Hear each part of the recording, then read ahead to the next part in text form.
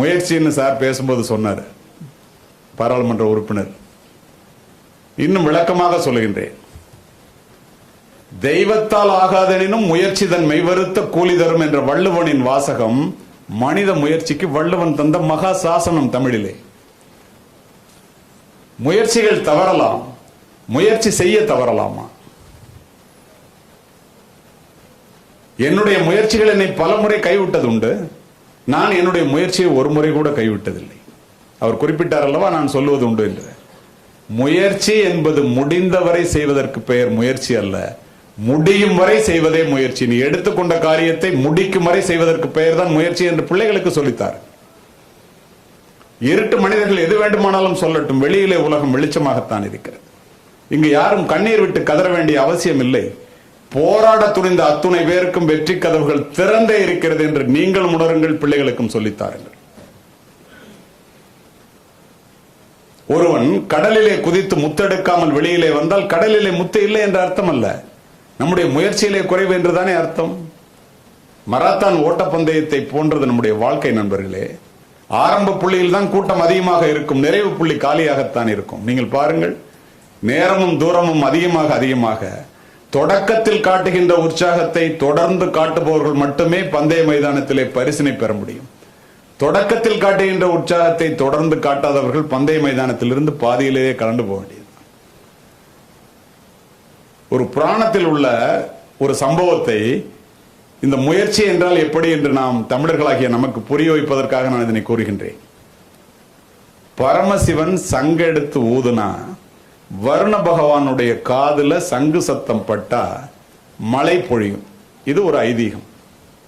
ஒரு முனிவர் பரமசிவன்ட்ட இருந்து ரொம்ப ஒரு பெரிய தவம் இருந்து ஒரு வரத்தை வாங்கிறார்.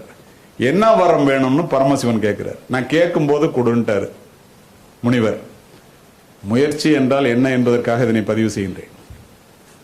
இந்த வரம் அவர் பெற்றவர் என்பதனால் எந்த ஊருக்கு போனாலும், எந்த நாட்டுக்கு போனாலும், எந்த ஸ்டேட்டுக்கு போனாலும் அவர் காலை கழுவுவான், 3 வேளை சோறு போடுவான்.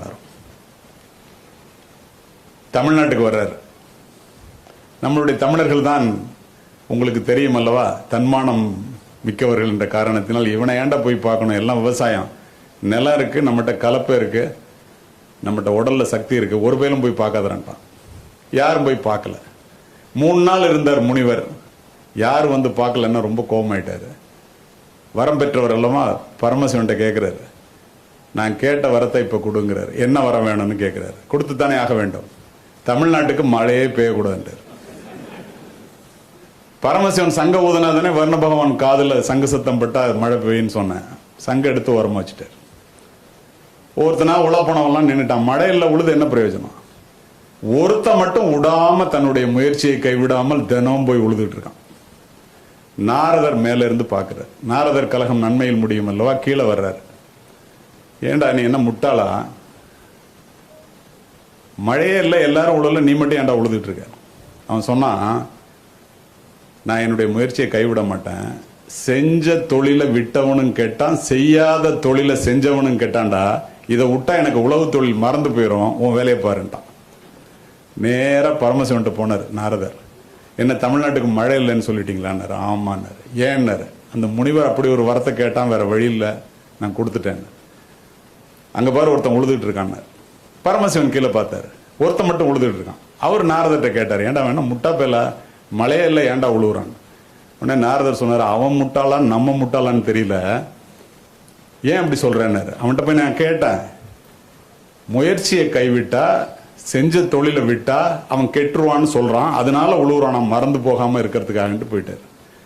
பரமசிவன் ஒரு நிமிஷம் யோசித்தாரு, ஏண்டா நம்ம தொழில் சங்கு ஊதுறதாச்சே, நம்ம சங்கே ஊதலையே, ஓரமா எடுத்து வச்சுட்டுமே, இது ஊதுமா ஊதாத அந்த சங்க, ஊதி பார்ப்போம்னு பூன்னு எடுத்து ஊதினாரு. வர்ண பகவான் மலையை பொழிஞ்சிட்டான். தெய்வத்தால் ஆகாதெனினும் முயற்சி தன் மெய்வருத்த கூலிதான். கடல் அலைகளை பாருங்கள், சூரியனை பாருங்கள். கதிரவனிடம் இருந்து கடமை தவறாமை, அலைகளிடமிருந்து விடாமுயற்சியும் நாம் கற்றுக்கொள்ள வேண்டும்.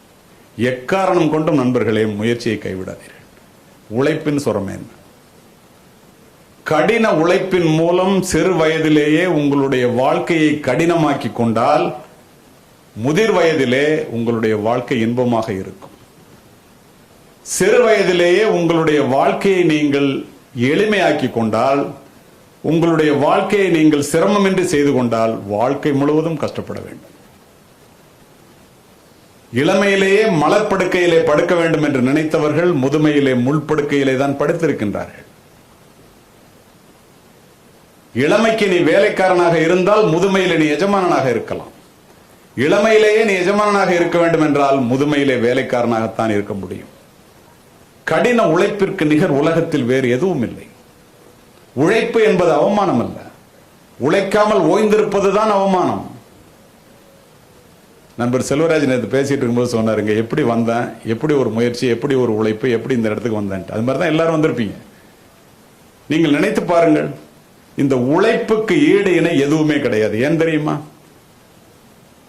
உலகத்தை வென்ற அலெக்சாண்டராக இருக்கட்டும், மிகப்பெரிய வீரன் நெப்போலியனாக இருக்கட்டும், ஏன் பில் கேட்ஸாக இருக்கட்டும், ஸ்டீவ் ஜாபாக இருக்கட்டும், உசைன் போல்ட்டாக இருக்கட்டும், டெண்டுல்கராக இருக்கட்டும், மகாத்மா காந்தியாக இருக்கட்டும், அப்துல் கலாமாக இருக்கட்டும், உழைக்காமல் யாரும் உலகத்தில் வென்றதாக சரித்திரம் கிடையாது.